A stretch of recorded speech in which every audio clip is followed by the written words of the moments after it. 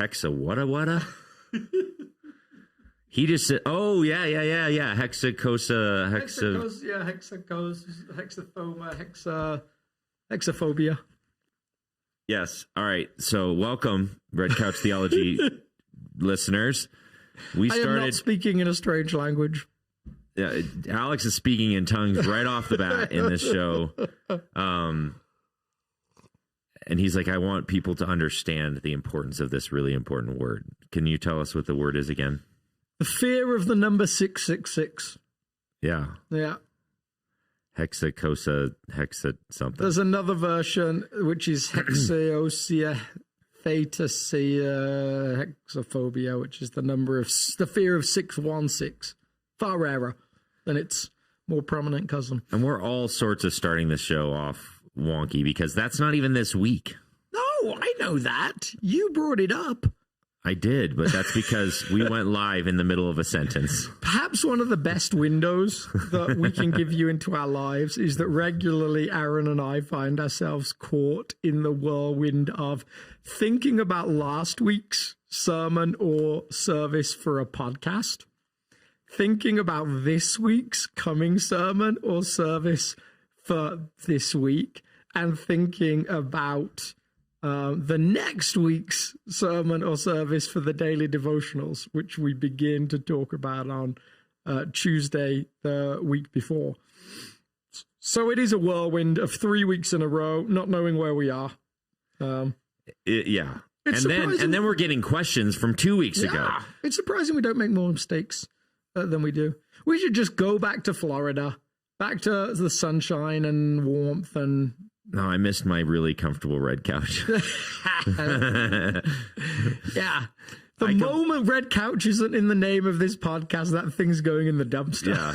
I think we should start a show called The Lazy Boy Show, where we both sit in like kicked back chairs and the camera's actually on the ceiling. I like it. That'd be so fun. Yeah. You just like, although I would just sleep. Yeah, you probably would. Yeah, possibly. That would be bad. Yeah. Although we're both loaded with caffeine, so it's fine. But we're not talking about that today. No, but we are back to some normal rhythms-ish. Yeah. Which is great. Yeah, I was just thinking about this. I'm preaching like the next 9 weeks in a row. I know. It's like, I'm looking forward to actually. Yeah. It'll be good. Yeah. And then, because then I always go away in the summer, so I'm like, okay, this feels like, it's like 9 weeks in a row, and then he takes a bunch of weeks off. Yeah.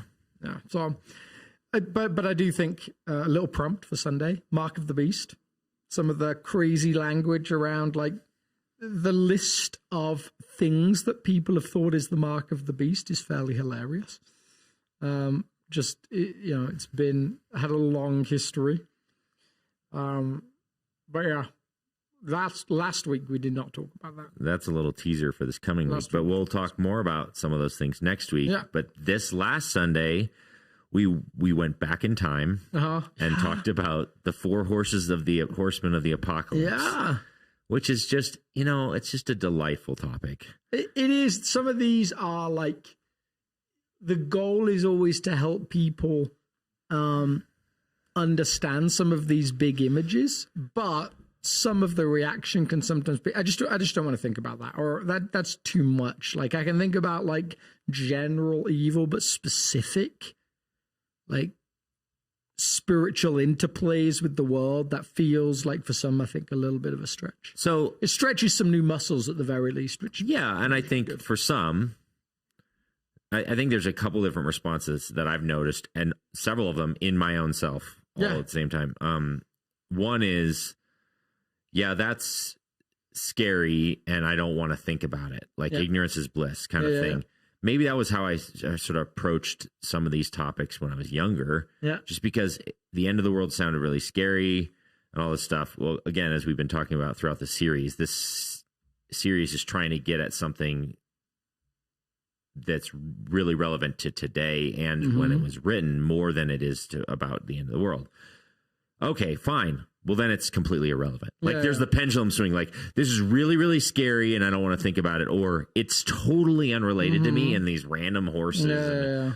Like what does it mean for me now? That kind of struggle. I think is one of the wrestlings of the book of Revelation. I think that's fair. I think one of the things it's really hard for us to do, and this is what I tried to reintroduce again with the language of like, it can't really mean for us what it didn't mean for the first people that heard it. Yeah. It's hard for us to imagine, like, which is a more gentle way of saying what I said is it's not about this. Yeah.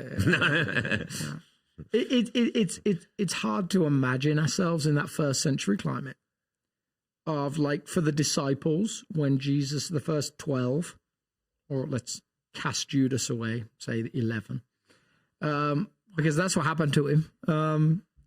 He does one wrong thing. It was a pretty big thing.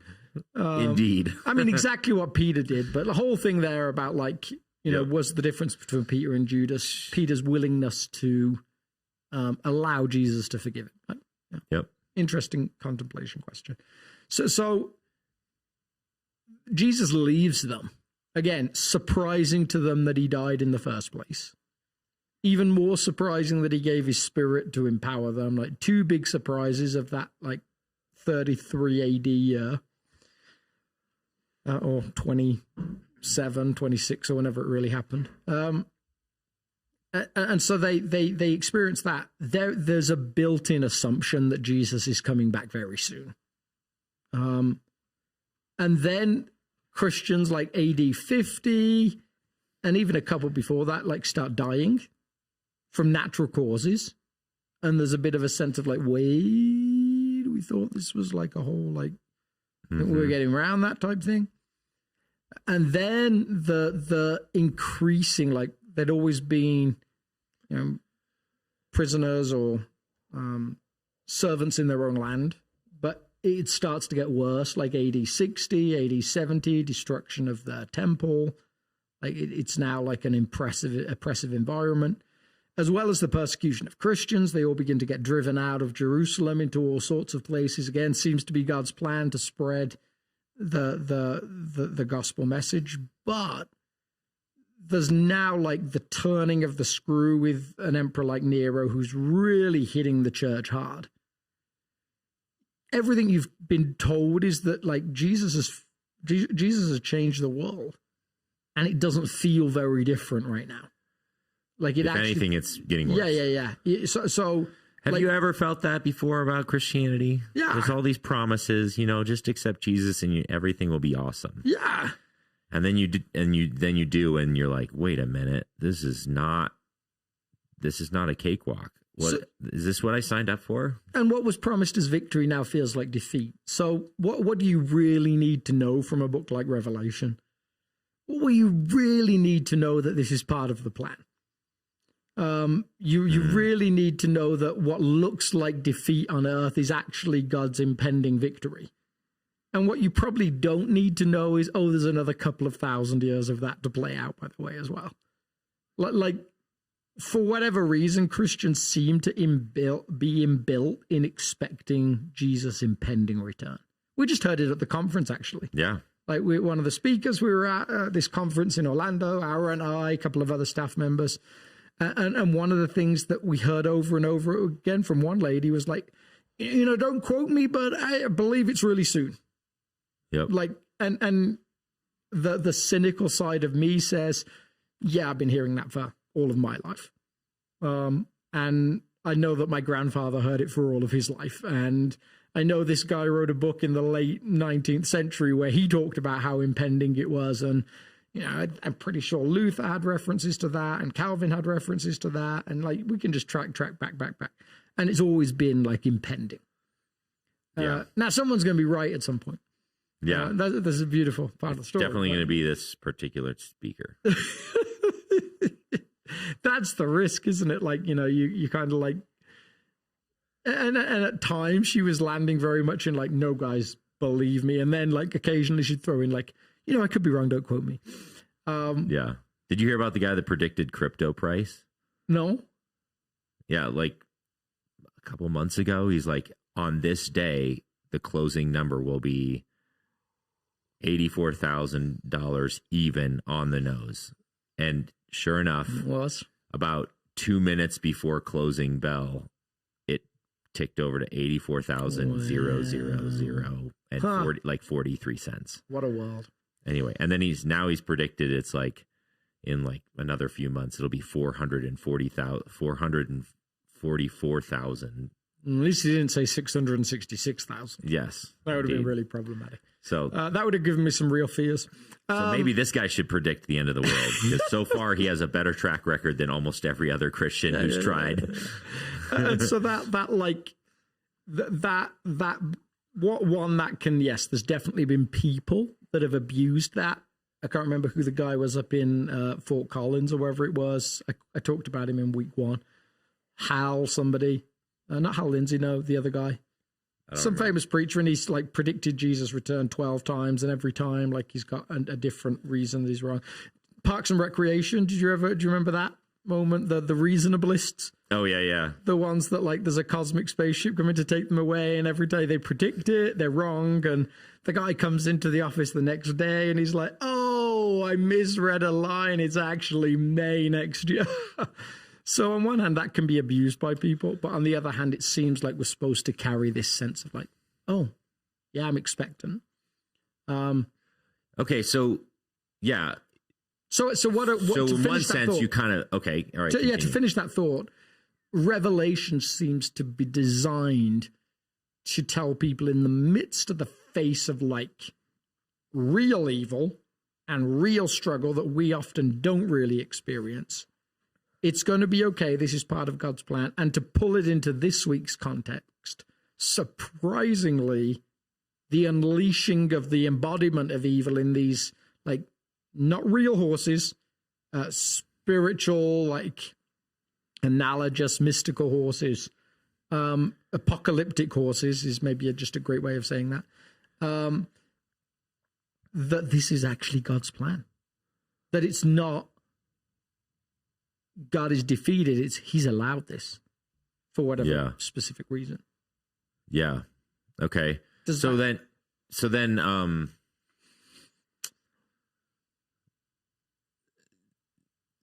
why do you think it is that we tend to want to make these real horses? We're bad at making anything not real, aren't we? Like, to us, I think everything's like we have a natural tendency to concrete, and we're not very good in thinking in metaphor in the West. We tend to move towards like, and we've got a strong history of like over the top biblical. I'm not going to say literacy because that's the wrong word. Literalism. Literalism that says, well, like, yeah, I mean, why wouldn't they be real horses? So I think what's interesting is like I feel like there's like a stronger intuition when I'm in the book of Daniel, for example. Mm-hmm. I have a stronger intuition to extrapolate these metaphors as metaphors. Yeah. And say, oh, that's a crazy thing. Mm-hmm. This probably represents something else. Mm-hmm. There's a stronger impulse for me to make some of these prophetic books. Mm-hmm. And apocalyptic movements within those books. Oh, the Valley of the Dry Bones. Yeah. That's probably like a vision of some sort that represents some other larger thing. Yeah. But then because this is a book that's in the New Testament, it has to be super literal. Well, also as well, I think what's up with that? And I can't remember if I said this on Sunday. I meant to, but certainly, no, I did say this. Like, future-orientated books tend to get to us a little more as well. Like, because in the past, we're like, well, yeah, I can see ways that played out on a metaphorical level. Oh, there was a statue, but there was never really a statue, but there were certainly kingdoms that represented like increasing like levels of strength and increasing levels of glory. Yeah. So statue, clearly a metaphorical, metaphysical explanation for how those kingdoms were going to play out. In the future, there's a little bit of a sense of like, So if you read Revelation as a futuristic book primarily, it increases your tendency or your potential to see them as concrete physical things. So, and to remind people listening, if you like haven't tapped into this idea for a while, broadly 2 camps around Revelation historically, with 3 more that are a little more fringe, but like futurist, most of this is in the future. A theory that actually didn't really exist until like around the 19th century. Yeah. Most people had read this on what's called the preterist level of like, this has happened, except for the last couple of chapters, which we're waiting for fulfillment for. Like there's a line in a certain chapter where people are like, okay, this seems like it's future. Whereas the futurist does the opposite. It's like, well, no, clearly the first 3 chapters are historical, but then everything else becomes the future. It's like a weird, convenient. Yeah. So I would say my reading is I see parts of the future in it. I see parts of the past in it. One of the things that's really helped me is to give up on a sense of chronological, like reading, like assuming this is all, this follows this, follows this, follows this, follows this, because that doesn't seem to be what the author is interested in. Yeah. At least not all the time. And what is there a interpretive risk to trying to make it, like, what is the interpretive risk to trying to make it all about the future? So one of the interpretive risks is that it meant nothing to anyone except the people that it happened to, other than as a window into what might happen at some point. So there's nothing, primarily when you read scripture, you're asking what is there to know about God and how can I obey, I think. Yeah. And that really, like, at least removes the obey part. Unless it's just a scare tactic, right? Yeah, like maybe, it's okay, everything's going to be really, really scary. Yeah. And if you get your ducks in a row, then maybe you won't, which isn't the gospel, by the way. Yeah. But that's kind of how Revelation functioned for a number of years in the West, especially in America, is like, it's going to get so bad, so be a good Christian. Yeah. And which is like super not the gospel of Jesus Christ at all. And that'd be the only like benefit of reading it that way for us today, other than like maybe set this book aside and then when suddenly a big old horse shows up on the scene, pull it out and start using it as a reference. Start using it. Like, and that's what happened. That's very much the Left Behind series. It's like, this is a map to what's happening, and you can track it verse by verse and see what's happening. Again, that would be a very different type of apocalyptic book. And that, I think, again, that's always been hard for us. Like, the weight of a bunch of years of history really starts to add up on you. It's part of the reason why, if anything, I've wanted to nudge the preterist view a little bit more to kind of swing the pendulum back. Yeah. From a Left Behind and a late Great Planet Earth culture. Okay, as a reminder for our listeners, we've just you described it early on in the series, and I re-described it a couple weeks ago. What's preterist? Primarily in the past. I think I just did it like a few minutes. Yeah. It's just primarily that most of it has already happened. Yeah, most of it took place before 70 or at around 70 AD. Yeah, this is designed to be a book that veils what's happening so Christians can understand it in language that's, it's coded for them and probably missed a little bit by people that it might be talking about. Okay, so then the risk I feel like we may have emotionally is like, well, it already took place in the past, so who cares now? Yeah. So same thing. Either it's all in the future, therefore it doesn't matter to me, or it's all in the past, therefore it doesn't matter to me. So why? Beautifully, as an escape, there is the eclectic view, which talks about how it's both at the same time. And I think that's become more and more popular over the years, actually. So unpack that, meaning there was actually events that took place that were very much being referenced in the book of Revelation that took place in the early years of the early church. Okay, but it's also something that's taking place now in a more metaphoric, spiritual sense. Or not necessarily now, but repeats itself across history. Certain things are just repeated, aren't they? Like, you see it all the time. Like, actually, like next week after this, we'll look at Babylon. Babylon's on page 1, or nearly page 1 of the Bible, and on page, like, nearly the last page. Like it's constantly coming up. Babylon shows up before Babylon's a city. Yeah. And it shows up long after it's a city as well. Yeah. And ironically, Babylon is called all sorts of different city names. It's Syria. It's Israel. Yeah. It's a bunch of different cities. Yeah. So like it's Rome. So there's always like this repeated potential to this repeated potential to have to face those kind of situations, that kind of opposition. Yeah. Now, when we go back to the Four Horsemen, like we see times where the things those horsemen represent are particularly noticeable. Like the actually in terms of war, the 20th century, the first half of it was the bloodiest time in the whole history of humanity. You can throw together centuries of war and it doesn't come close to the harm humanity did to each other or did to itself during one period between 1914 and 1945. Yeah. Like it was a horrendous period of war. So like it makes you like start to like think about like, okay, where have we seen like something like these horses work in specific times? The 80s as a time of famine was a distinctly notable time. I mean, famine's still a problem today, just like war's still a problem today. But famine was everywhere in the 80s. Yeah. Like all over Eastern Europe as it came out of communist rule, all over Africa. Again, still there, but like this felt like a different thing in a different moment. So I think there's ways that you see these things operating.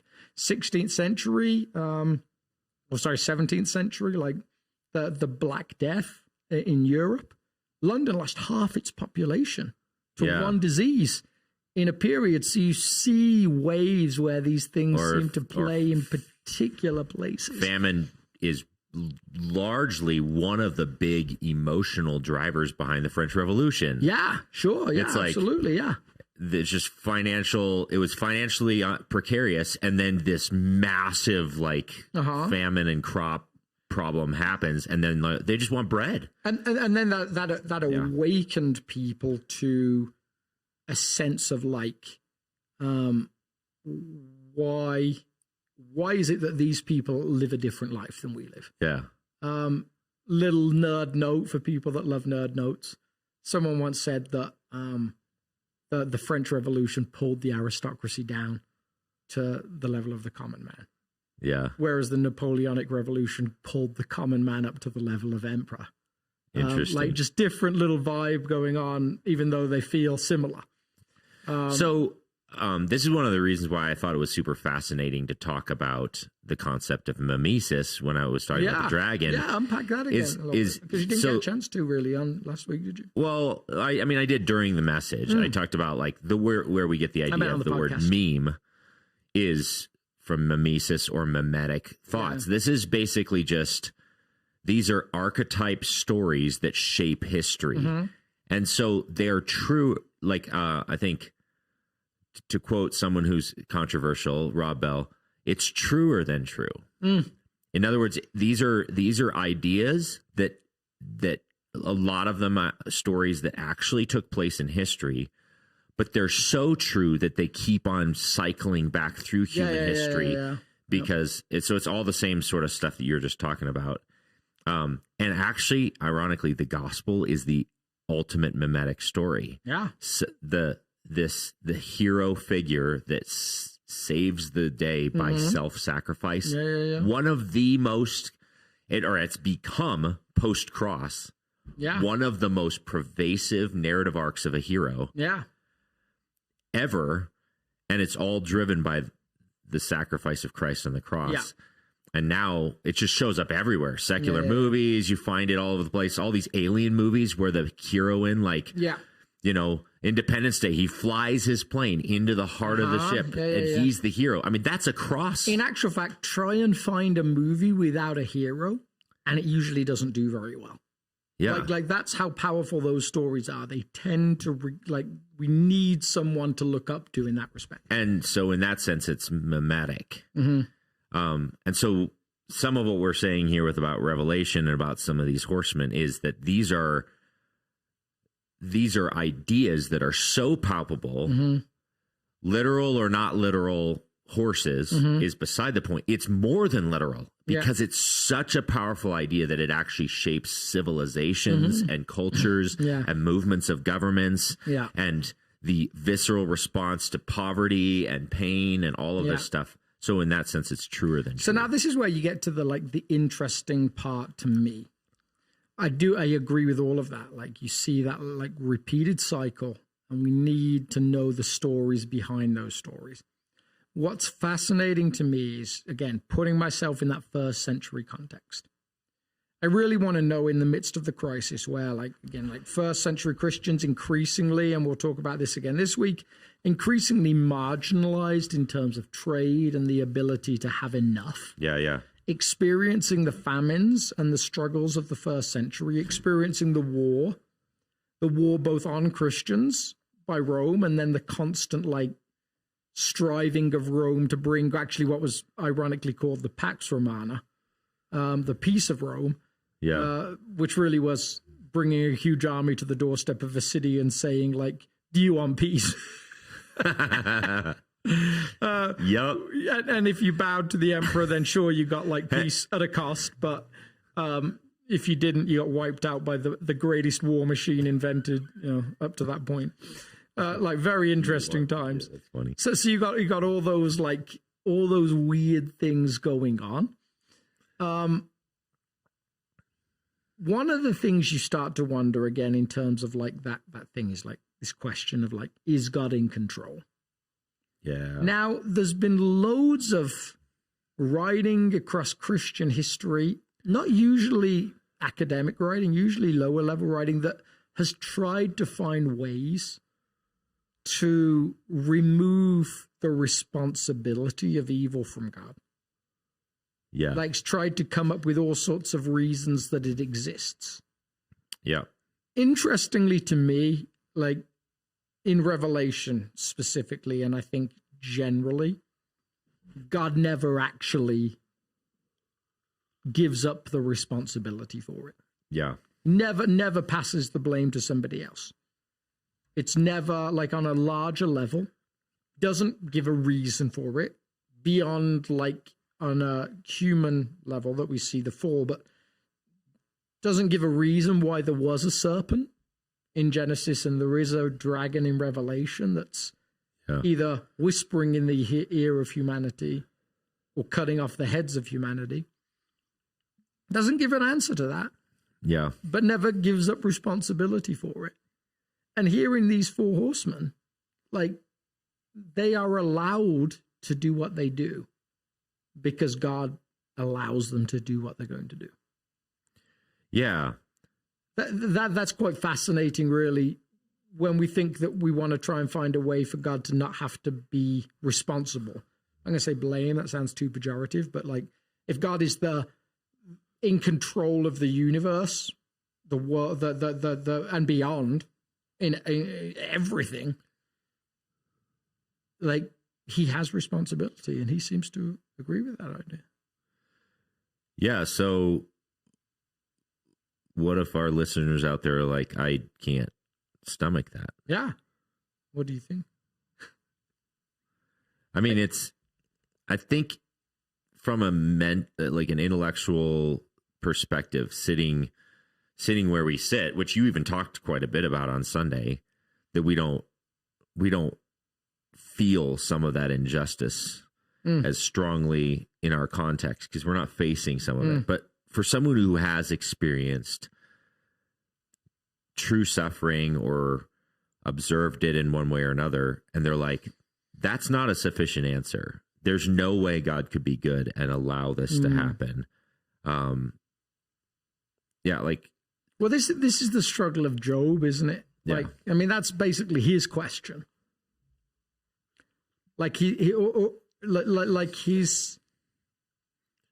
don't know if you can split humanity across people that feel like, or I don't know if you can say that we would agree on as a whole that, like, bad things should and do happen to bad people. I'm going to put quotes on that, because who's bad? That's a terrifying That's a much harder question to answer than we would like to admit. Yeah.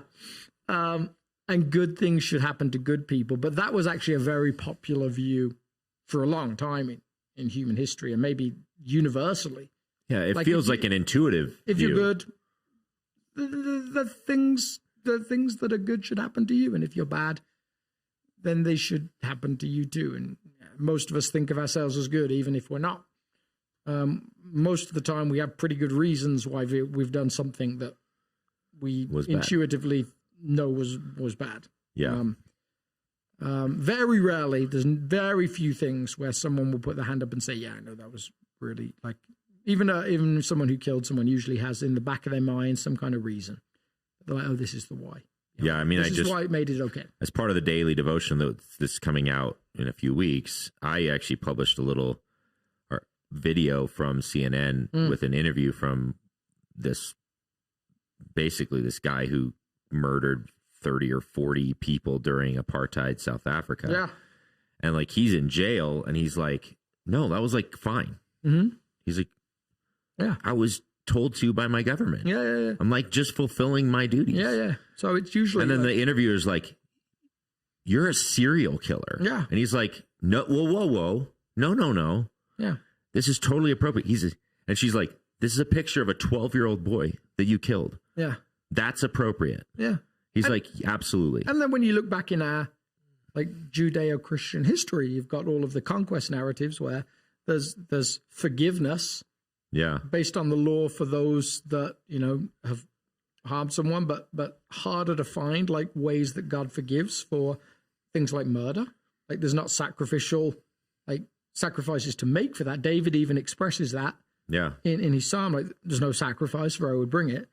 And yet they're not making sacrifices, fulfilling God's commands as they're written, at least in the Old Testament, to go and wipe out a nation. Like there's what's murder versus killing has, again, all sorts of interesting questions historically when you talk about like war. Interestingly, psychologically, even when we've been told to go and do something, either through a war on another nation or some kind of scenario like that, psychologically, it always takes a toll. Like, just always true. So again, that general sense of retributive justice, a sense of feeling I'm good and good things should have happened, is very common across history and is Job's major problem. Yeah. As far as he sees it, he's tried to do everything right, and he seems like a good person, and now good is not happening to him. And so most of his speeches are really, God, come give me an answer. Like, come show me what I did wrong. Like, put me on trial. And if I'm found guilty, then so be it. Yeah, so be it. Like, again, like, actually, you and I have both recently read The Count of Monte Cristo, me for the 20th time, but you for the first time. And that's one of Edmond Dantes's cries. Like, this is what I want. I want a trial. And if I'm found guilty, to be given a sentence. And if I'm found innocent, to be set free. What I don't care for, what I hate, is this imprisonment for no reason that I can fathom. Yeah. So he's very like Job in that sense. So at the end, actually, the answers God gives are much more around the sense of like, you can't possibly understand this. Yeah. You can't handle the truth, would you say? Yeah, a little bit of that. Little Jack Nicholson. Yeah. Like little Jack Nicholson on a Thursday afternoon. As uncomfortable as I am, yeah, likening God to Jack Nicholson in that moment. You can't handle the truth. But it's like there's bigger things at play than you can possibly comprehend. So actually what Job, the complexities, what God does is ask Job some fairly surface level questions about how the world works. Yeah. Can you explain like the sun and the moon? Can you explain the stars? Like, and even now we're like, nope, baffled by the workings of the universe. Yeah. After all these years of modern science, and we still have no clue. Yeah. And so really God's message seems at times, as hard as it is us to handle is, if you can't understand the thing, how can you understand the thing behind the thing? If you can't understand the surface, like, how can you understand the depths? Yeah. If you can't understand addition and minus and subtraction and multiplication and division, how can you understand the broad, calculus and the depths of calculus and Riemann thesis and all these different, like, the Riemann hypotheses and all these, like, mathematical mysteries that have had millions of dollars on offer for years for people to solve them, and nobody's been able to do it. So in one sense, God says, like, you just can't comprehend it. But there's like this massive moment in human history that God gives us an answer. Yeah. Which is the cross. Yeah. And it doesn't answer why is evil in the world, but what it does answer is, can I trust the one who does understand? Yes. And he says, let me show you how much you can trust me. Yes. I love you this much. Yeah. So if we can't stomach the answer, I'm sorry, I can't explain it because you're just too finite to even understand the complexities of this. Can you trust me? That's the question we have to deal with from God to us. I had a little aside on last week, but I felt like super pressed for time at the end. And it was simply this, that, like, the answer God gets in Job is the same answer Moses gets when he asks, who are you? Is simply, I am. Like, I am above everything and unknowable and forever and beyond your scope. And the answer he gives in Jesus is, I am in this too. Like, I am going to allow myself to sit in the space of ultimate evil and experience it with you. And that, I guess, the one, like, maybe in the Old Testament answer is like, I am, trust me. And there's times where they're like, well, that's a struggle because I don't have any demonstration that you're good. But post-cross, like, we have this, like, moment in history where the creator of the universe stoops into human history and gives his life for the wickedness and the sinners of the world. Yeah. To sort of put his stake in the ground. This is who I am. I'm this good. Yeah. Let me handle the rest. I'm trying to remember who gave this illustration. It's one of my favorites, and for whatever reason, I'm blanking on the author. And it centers around the question, like, if you went to Hamlet, the character, and said, like, explain who William Shakespeare is to me. Hamlet's like, what do you mean? Like, I don't have a clue. Like, because he's just a character in something that Shakespeare created. Yeah. The only way you can ever understand who Shakespeare is if Shakespeare writes himself into his own plays. Yeah. Like, actually appears as a character in amongst Hamlet's experience. And that's what the incarnation That's does. exactly what the incarnation is. God writes himself into his own story. And ultimately experiences an evil beyond evil.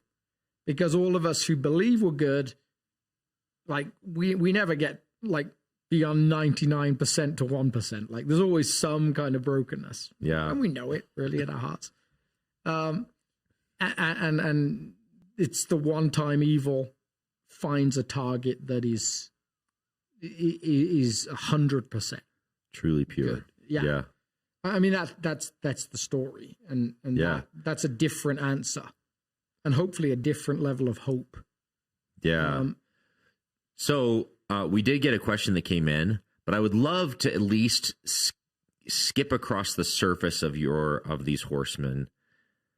Is it just horses or horsemen? Well, so, like, at least twice they say that there's a rider. Yeah. The question is it the same rider? Okay. Like, there's not specifics. It focuses on a rider a little bit more for the first horse, who, as I said on Sunday, is, like, super mixed. Yeah. In the sense of, like, across theologians, commentators around, like, is this good? Is this bad? I really think there's good arguments on both sides. Probably a little bit more compelling on the side that this is a counterfeit. Yeah. So, but there's a rider, and Death and Hades definitely seem to appear as riders. Yeah. But the middle two, it's almost like just passed by. So here's the question: as efficiently as we can, and you obviously go back, listen to Alex's sermon because he goes through each of these different horses/horsemen. Horsesmen.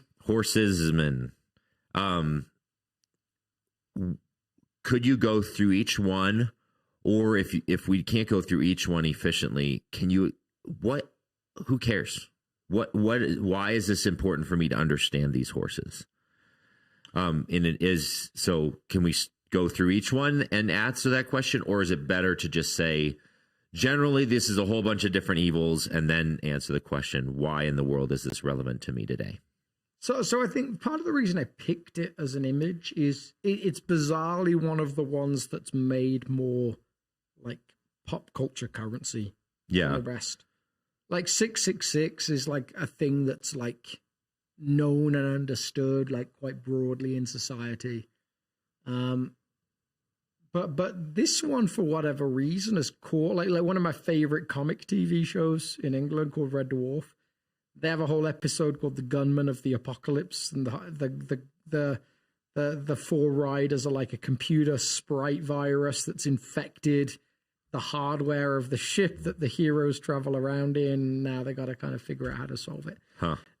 It's like a wacky show that if you watch it, you feel like it's a bad ripoff of Star Trek. And then you're like, wait, it's so much better than Star Trek. Ooh, them's fighting words for some people out there. Like, it's got a comic turn to it that like, actually, Patrick Stewart, bizarre aside, that actually made the Next Generation Star Trek show and some of the movies. When he saw it, picked up his phone to call his lawyer. And then as he was waiting for his lawyer to answer, he saw something that made him laugh. And now he's like the biggest fan of the show because he's like, it's just like a different world. Wild. So it's tapped into those like interesting little like pop culture moments. So it is something that you read it, you're like, wait, what is this all about? I think the goal of the different horsemen is to try and cover across those horsemen all the evil that they see, both individual and corporate. So it's supposed to cover not only the way that we experience like a savior culture towards a spiritual leader. We're constantly looking for like the abuse of religious power. Conquer. There's a specific use of the language that makes me suspicious that this isn't a good person. It's like this person in horse one, right? Yeah. The first horse, like this horse was given the power to conquer with conquering. It's very like Rome. It's very like, but let me offer you peace. And some commentators would almost call this the abuse of religious power. Yeah, sure. Right. Yeah.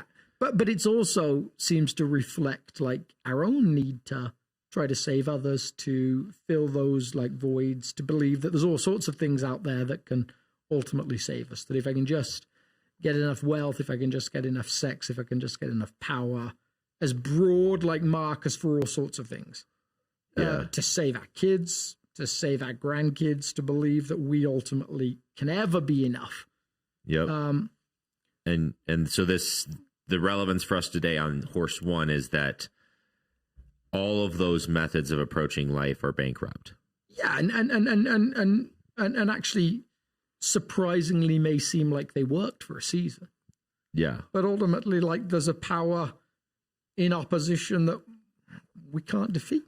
Yeah. And that's the one that actually in the Christus Victor theory of atonement, Jesus did defeat. Like, he defeated death. And we can't do that for ourselves. Yeah. So then, like, horse 2 is war, right? Horse 2 is war. Large sword. He's given to kill each other. Yeah. So it's broadly like the desire of nation to conquer nation, which is also language that is used within that horse's like purview. Like, it's never having enough. Like, you look at most of the big wars in history, like what we're seeing right now in Sudan, in Ukraine, what we saw in World War II. What did we what in World War I? How did they start? Land disputes. Doesn't start with like we're gonna bomb the living whatever out of like another nation. It starts with, you know what, I think we could do with an extra like few thousand square miles of land. Like there's a neighbor next to us, we're just gonna go take that. And then we're gonna take a little bit more, and then like someone complains, and then there's a whole bunch of like negotiations back and forth, and then ultimately, if it's not agreed, it becomes the missiles. But it starts as land dispute. It starts as like, I need more than I have. And that warring in our, like in our own souls is apparent from a very early age. We can't see win-win scenarios very easily unless we see them through Jesus' lens. Most of the time, like we see it as like, I have to win at another's expense. Like I see that in church life. Like in like church versus church. Yeah. I see that in terms of like, oh, there's the thread of the church down the road.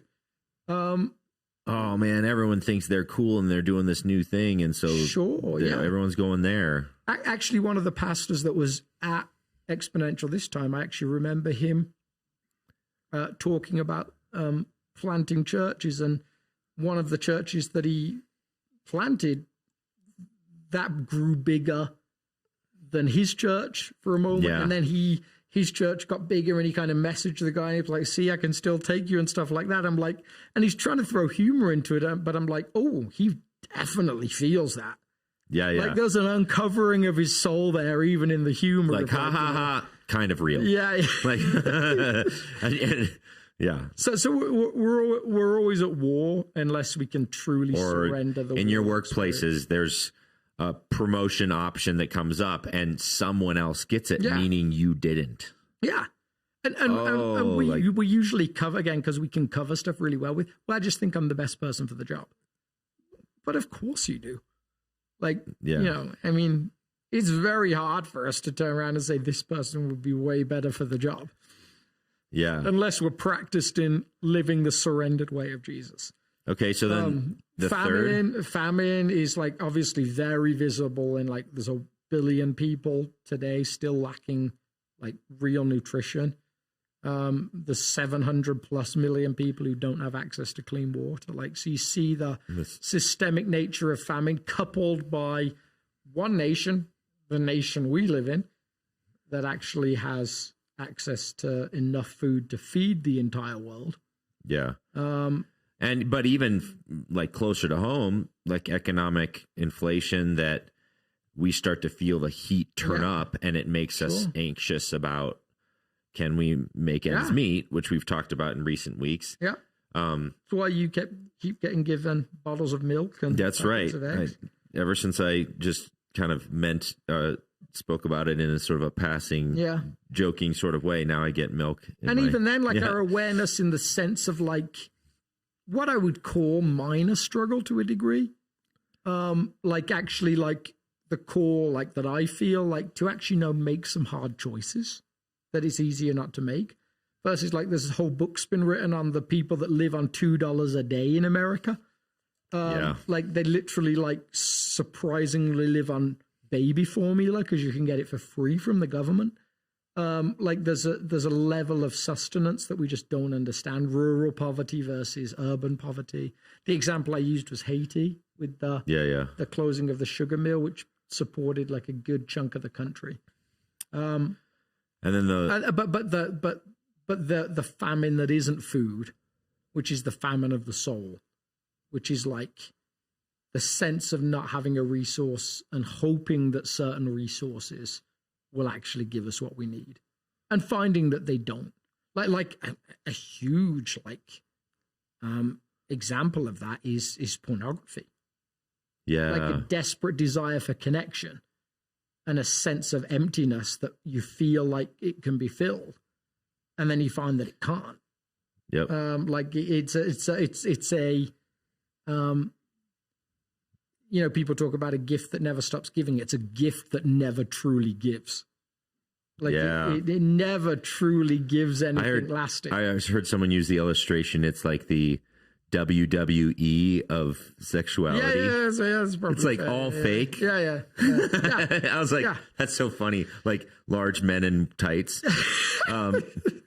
It's a comical illustration of what pornography is. It's like a counterfeit. Yeah. So it's all those things. And then finally, like, death seems to be the catch-all of, like, it's really the others combined. Yeah. And it's maybe best seen in an individual level in our quest for immortality. Like for like, there's always another surgery, or there's always like, oh, if I can just stay fit enough, if I can just like, there's this weird belief in like we can avoid that forever.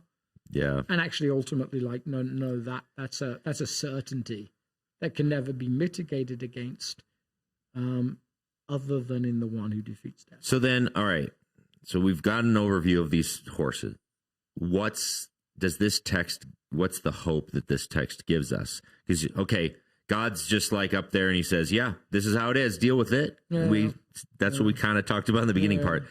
I'm saying it in the most crass way possible. Yeah, sure. And then you've got this like massive evil and these horses that sort of represent large pockets or categories of hardship and pain and suffering. And so where's the hope? What's this text saying? So I think it's partly in the control of it. Like it's actually like there's boundaries that may not help on an individual level, but on a global level, they actually do mean something. Like there's like quarter of the earth, a third of the earth, like different language that's spoken. But ultimately, the only source of comfort in the sources is what follows. Comfort from these horses is what follows. Like, and the reminder that like actually there's a question thrown out later in the chapter, right at the end, like who can stand? Like in this, who can stand? Actually, it turns out the answer's given. People who follow Jesus can stand.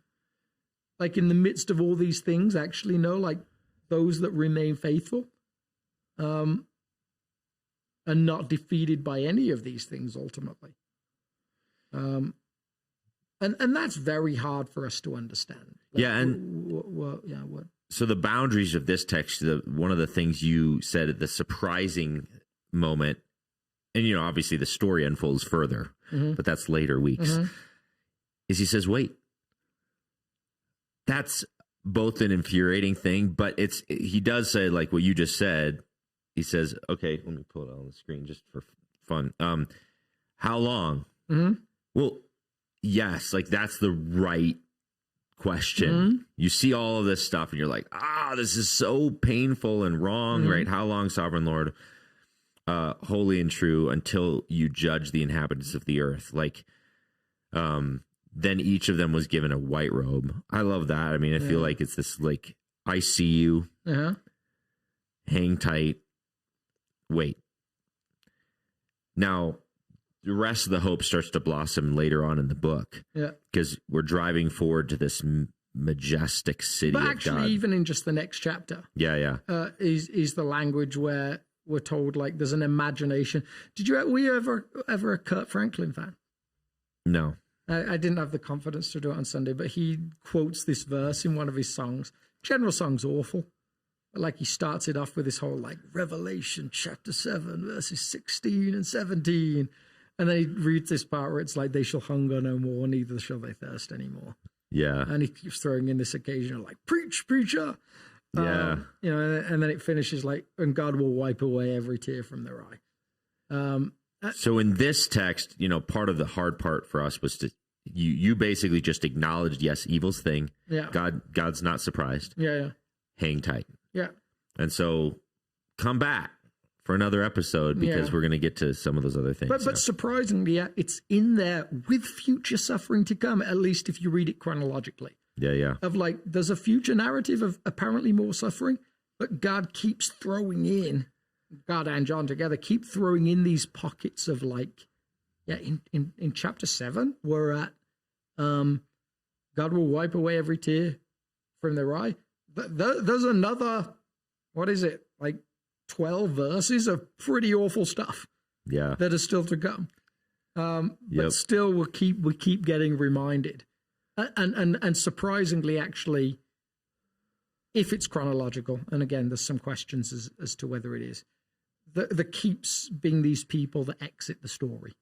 Yeah. And actually, they're the ones, those faithful followers of Jesus, that are experiencing these moments.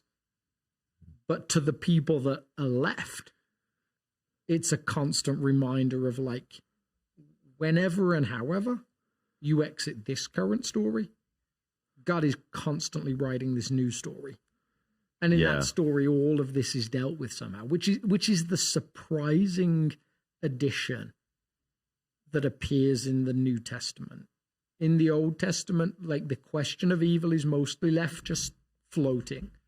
And in the New Testament, you start to be asked to trust that there will be a time where there isn't. Yeah. That this will be dealt with. Yeah. All right. So with 4 minutes, let's just answer the question about spiritual warfare. Yeah. The question, just by way of summary, is one, thanks for the Revelation series. It's been helpful.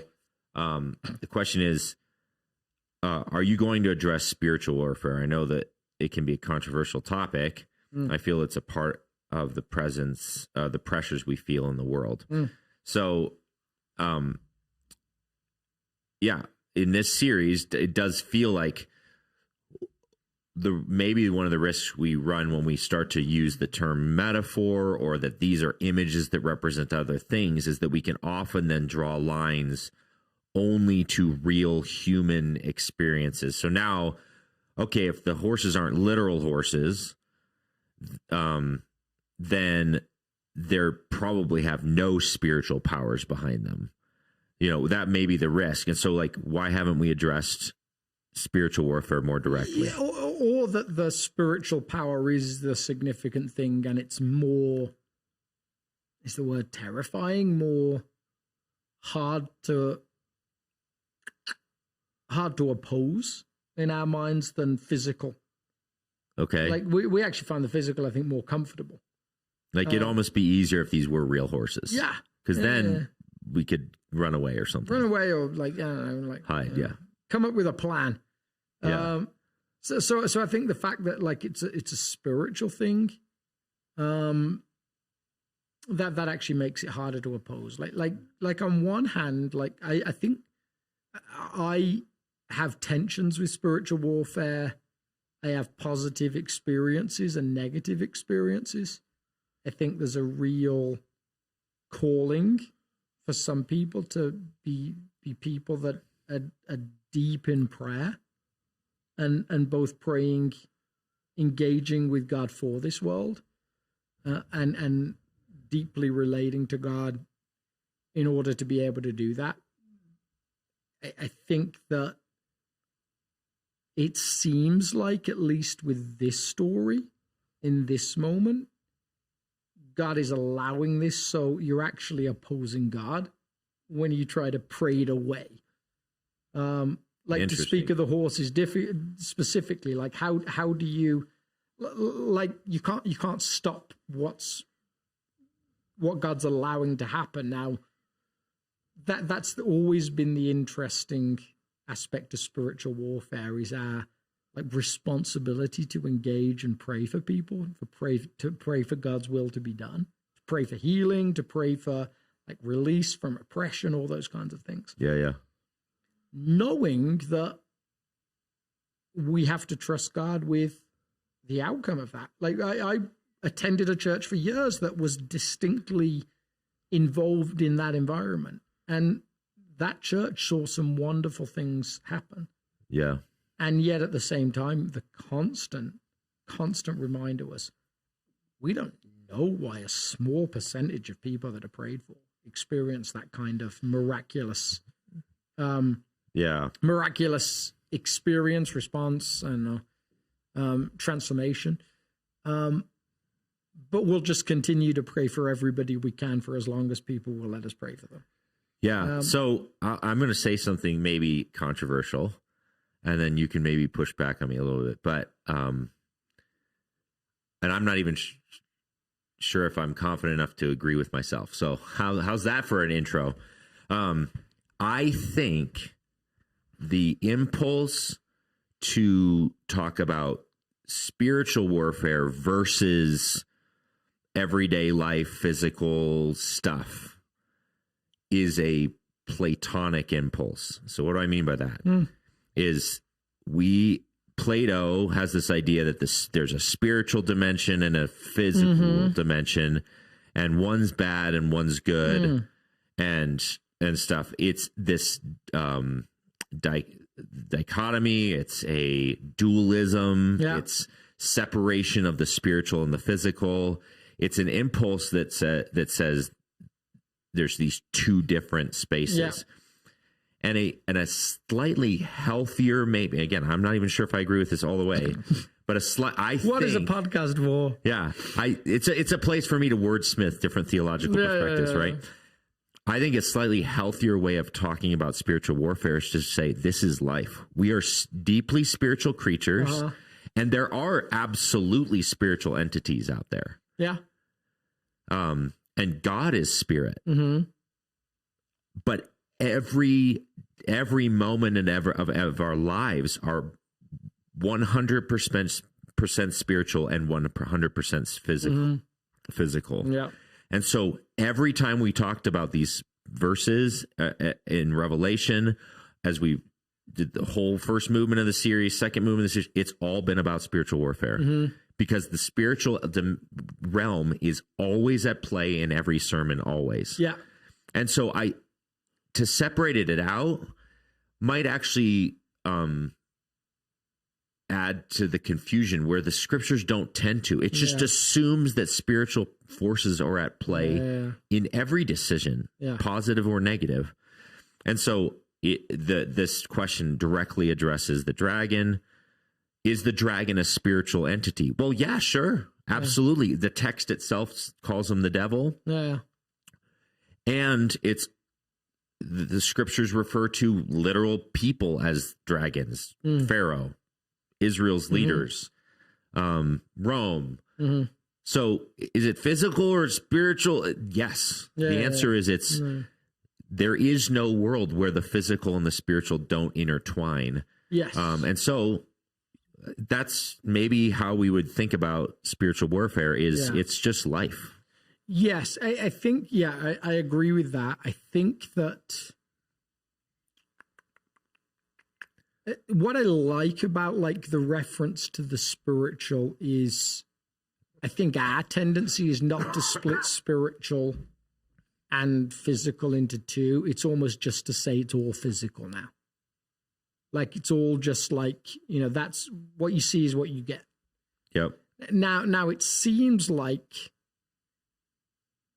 there's times when like sicknesses and like physical problems that you see in front of you have spiritual answers behind them.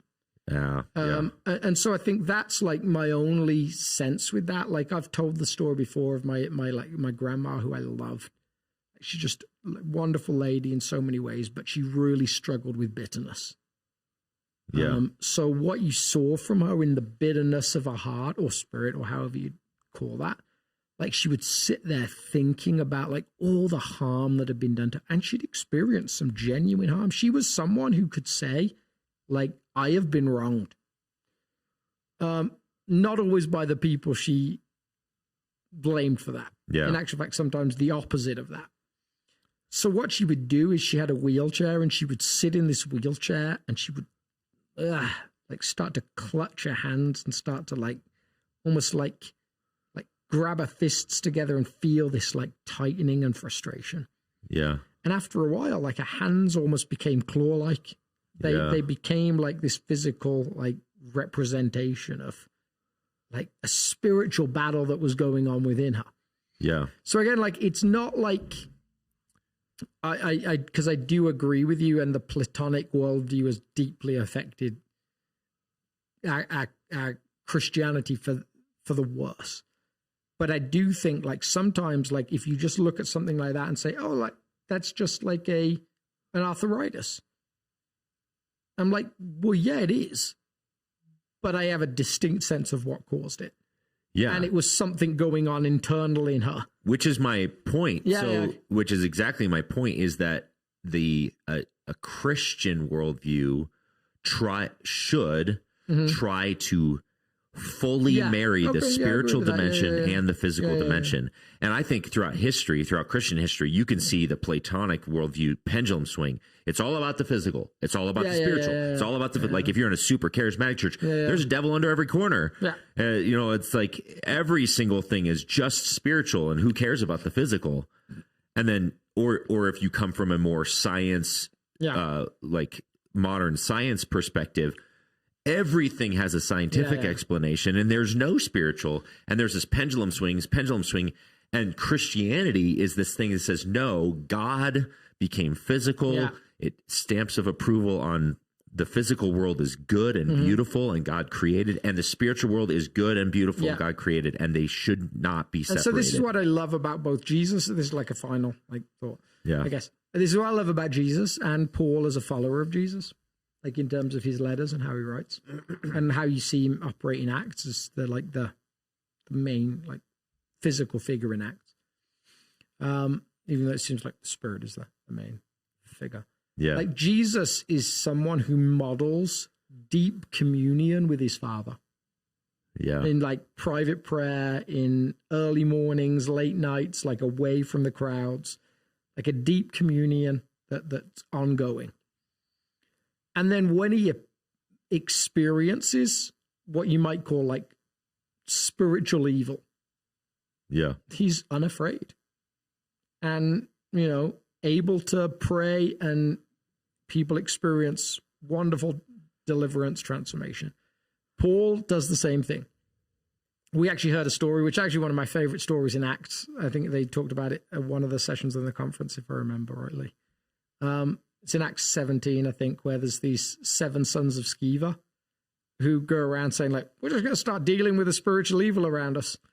And actually, there's this response from that spiritual evil of, well, Jesus I know, and I know about Paul, but who are you? Yeah. If anything, it's a reminder that anything we think about spiritual warfare begins with a deep prayer life, engagement with Jesus,